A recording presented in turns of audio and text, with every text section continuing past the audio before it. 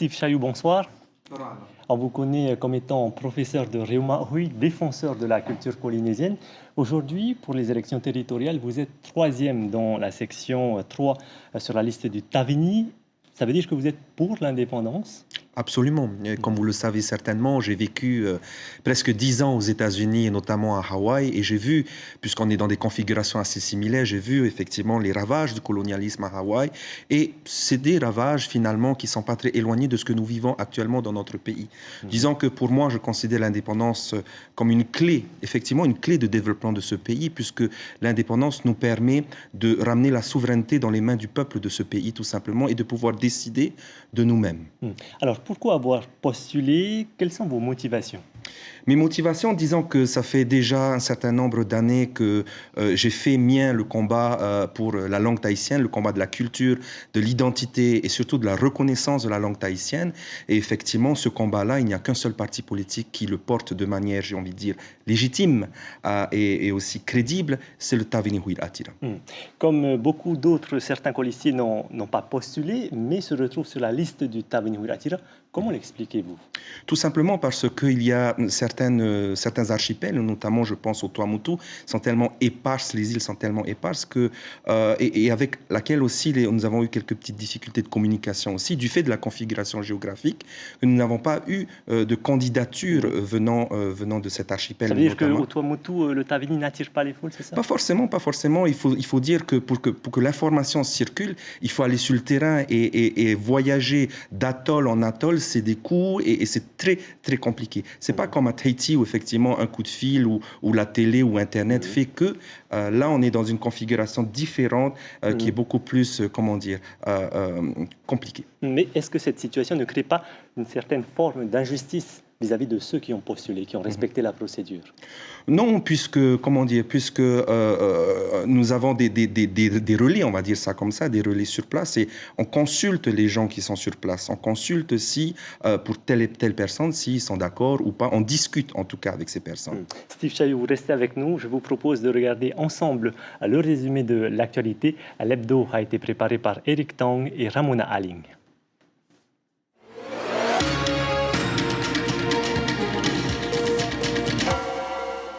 9h, le cortège réuni place Tarahui se met en marche. 2500 manifestants selon la police, 6000 selon les syndicats. La différence est énorme, mais une chose est sûre, plus de personnes dans la rue ce matin qu'il y a 3 semaines contre le projet de réforme des retraites. Combien tu gagneras quand tu seras à la retraite? 100 000, voire un peu plus, j'espère, au moins. Ou 50 000, j'espère aussi. Ces images, filmées par des élèves, sont impressionnantes. À Faa, dans les quartiers touchés par ces fortes précipitations de la mi-journée, les ruisseaux se sont transformés en torrents violents. Le volume d'eau est trop important pour être contenu. C'est la route qui sert de déversoir. Ça fait à peine 10 minutes là, 15 minutes, et ça y est, c'est la rivière Heri. Plus bas, en bord de la route de ceinture, on a craint le pire dans cette pharmacie. Même scène à Punaouia cette fois, au niveau de Autumauro. Quand dans les rues s'écoulent des rivières. L'eau a envahi la route principale, bloquant la circulation. En 2 heures, tout a disparu, mais les milliers d'automobilistes bloqués sur les routes ont du mal à se sortir de ce mauvais piège.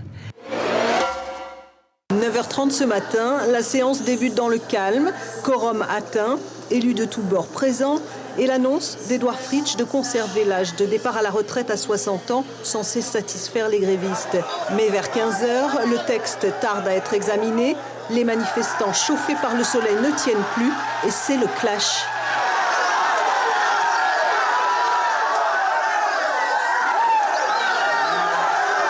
Ce qui devait être une marche pacifique se transforme en émeute. Oh non, on laisse entrer.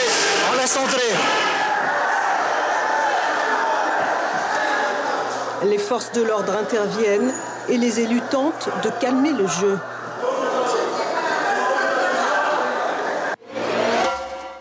Après 1 heure de nouvelles discussions ce matin avec le gouvernement, l'intersyndicale obtient gain de cause. Le porte-parole, la voix cassée, l'annonce à la poignée de grévistes restés à l'extérieur.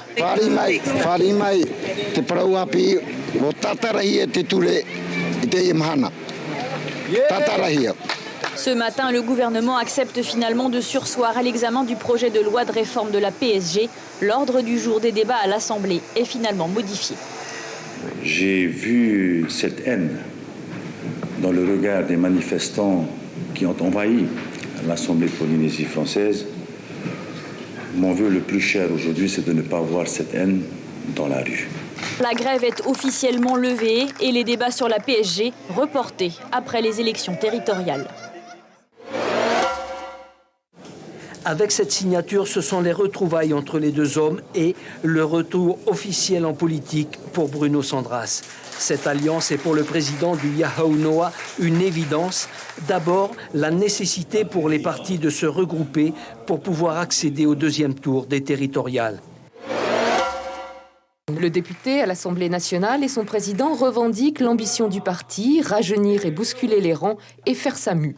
Il y a l'idéologie, bien sûr, mais il y a aussi les compétences. Et je pense que c'est le plus important. Sur Aromatei, par exemple, la tête de liste, c'est la plus jeune des candidates. Elle a à peine 30 ans, je crois, Leila Tama, je la félicite. Steve Chayou en 3e position donc, sur la circonscription 2. Voilà, les jeunes sont mis en avant. Steve Chayou, entre 1300 et 1500 congressistes hier, contre plus de 3000 l'an dernier. Le Taveni Wiratira est-il en perte de vitesse ? Non, pas du tout. Il faut rappeler que nous avons vécu une semaine éprouvante avec des blocages au niveau de Papeete, ou en tout cas on était dans l'attente de ce qui allait se passer. Donc forcément cette attente, cette incertitude, si les routes allaient s'ouvrir ou pas, a forcément eu un impact sur le congrès du Taveni Wiratira. La grande préoccupation des Polynésiens à l'heure actuelle, c'est l'emploi. Comment comptez-vous redonner du travail aux 45 000 Polynésiens sans travail si vous êtes élu ? Disons qu'avant de répondre à cette question, j'aimerais quand même réagir par rapport aux images que j'ai vues, notamment à cette violence que tout le monde dénonce. Effectivement, le Taveni Wiratira dénonce cette violence, dénonce toute forme de violence. Par contre, il faut aussi se poser la question de la violence institutionnelle qui est exercée sur les salariés. Pourquoi est-ce qu'ils ont agi de telle sorte ? Pourquoi est-ce que ce ras-le-bol, tout simplement, a conduit à la destruction d'une porte. Peut-être parce qu'eux-mêmes, ils sont également victimes de cette violence institutionnelle par ce texte-là, et ils ont dit, il y en a marre et il y en a assez. Donc, puisque vous parlez de ce sujet sur la violence qui détruit une porte et la violence institutionnelle, il y a quand même un écart. Puisque vous parlez de ces événements à l'Assemblée, le retrait du projet de loi de la réforme des retraites, les élus PLD ne se sont pas clairement positionnés sur ce sujet. Pourquoi ? Ils se sont positionnés. Nous voterons contre ce projet parce que nous trouvons que ce projet est injuste vis-à-vis des salariés qui, eux, doivent assumer pleinement et entièrement les cotisations. Nous disons non, ce n'est pas juste. Et puis on se pose aussi la question de si on veut rallonger la durée de temps de travail, aussi le départ à la retraite. Moi, je me pose la question en tant que jeune. Si on rallonge la durée de travail, ça veut dire que les gens vont partir beaucoup plus tard à la retraite, et ce qui veut dire que le marché du travail sera encore occupé et les jeunes auront du mal à s'insérer. Je reviens à ce propos donc sur les emplois. Les 45 000 Polynésiens qui cherchent un travail, comment comptez-vous les satisfaire si vous êtes élu ? Si nous sommes élus, nous voulons mettre en place des projets structurants dans ce pays. Et je pense notamment là à l'aéroport des Marquises, l'aéroport international des Marquises. Pourquoi ? Nous savons aujourd'hui que nous avons plus de 90% des touristes qui viennent sur notre territoire et qui vont tous s'agglutiner sur une seule île, Bora Bora. Nous pensons qu'il faut libéraliser ce secteur-là et notamment permettre à ces touristes de pouvoir se répandre un peu plus, de manière homogène sur notre territoire, notamment via la création d'un aéroport international aux Marquises. Et justement, en quoi la création de cet aéroport va créer beaucoup plus d'emplois? En tout cas, combien d'emplois est-ce que vous comptez créer avec cet aéroport? Nous ne jouons pas la démagogie en promettant 50 000 emplois, 60 000 emplois. Vous dites combien? L'aéroport des Marquises va permettre de pouvoir capter, nous l'espérons, peut-être 1 ou 2% des 7 millions de touristes qui transitent à Hawaï. Entre les Marquises et Hawaï, il y a 3 heures de vol, tout simplement. En ouvrant cette porte-là, nous permettrons à ces voyageurs, à ces touristes de pouvoir venir dans notre pays et ainsi contribuer pleinement au développement touristique de ce pays sur l'ensemble de nos 5 archipels. Mais j'en reviens à l'emploi. En quoi cet aéroport va créer de l'emploi? L'emploi, c'est ce que je viens de le dire. Nous créons... Vous êtes plutôt sur 400 emplois, 1000 emplois? Non, ça va je vous le dis, nous ne sommes pas dans une démarche démagogique à vouloir appâter nos électeurs en disant 10 000, 5 000, etc. Nous disons tout simplement que l'aéroport des Marquises permettra de capter, nous l'espérons, une partie des touristes qui viennent à Hawaï et ainsi développer le tourisme sur l'ensemble de nos archipels. Ce développement touristique permettra évidemment de créer des emplois. Justement, tous les professionnels du secteur touristique sont d'accord pour dire qu'il n'y a pas de capacité d'accueil suffisante aujourd'hui. Eh bien justement, mettons en place ces projets, ces structures-là. Mais vous parlez d'un aéroport, ça veut dire qu'on fait venir les touristes avant de leur créer des chambres d'hôtel, c'est ça? Non, c'est un tout. Il faut créer l'aéroport, évidemment, qui va amener un appel d'air. La question de l'aéroport, c'est aussi la question du développement économique de ce pays via l'exportation de notre thon. Aujourd'hui, le thon frais que nous pêchons doit transiter à Papeete depuis les Marquises avant d'être envoyé à l'étranger. Ça veut dire que vous êtes pour le projet de pêche industrielle du groupe de Gage? C'est pas ce que je viens de dire. Je viens de dire que tout simplement... D'exporter le thon à partir des Marquises. Je pense que nous devons pêcher du thon. Je pense que nous devons pêcher du thon et que ce thon-là doit être du thon de qualité sashimi qui doit ensuite être exporté par exemple à Tokyo où le thon se vend à prix d'or. Ça veut dire que les bateaux pêcheront et iront aux Marquises, c'est bien ça? Oui, bien sûr. Donc ça veut dire que vous êtes pour le projet de pêche industrielle? Non, tout dépend des échelles. Tout dépend des échelles. Il ne s'agit pas de dilapider nos océans. Il s'agit d'avoir une gestion raisonnée et raisonnable de nos ressources. Et le poisson, le thon, fait partie de nos ressources. Vous êtes sur une échelle de combien alors? Maintenant, il ne s'agit pas non plus de dire aux Marquisiens que nous voulons monopoliser votre poisson. Non, il s'agit de s'asseoir, de réfléchir sur les quantités acceptables ou non de pêche. Le tourisme et les secteurs primaires, on vient d'en parler, sans le développement pérenne selon Moitai Broderson. Qu'en est-il de l'indépendance, l'essence même du Tavenyuhiratira, le rêve d'Oscar Temaru?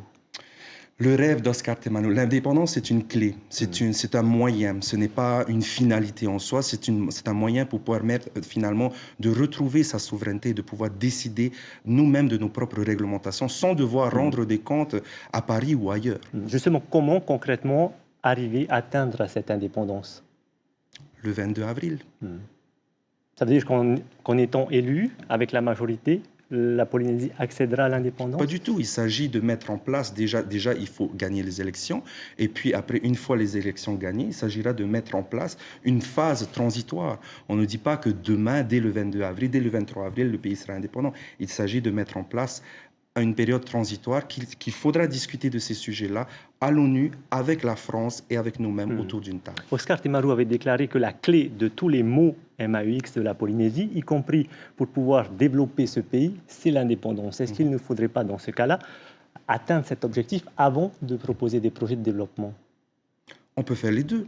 Je veux dire, c'est-à-dire qu'on ne va pas uniquement parler d'indépendance. Nous parlons évidemment d'indépendance en termes de finalité et de moyens.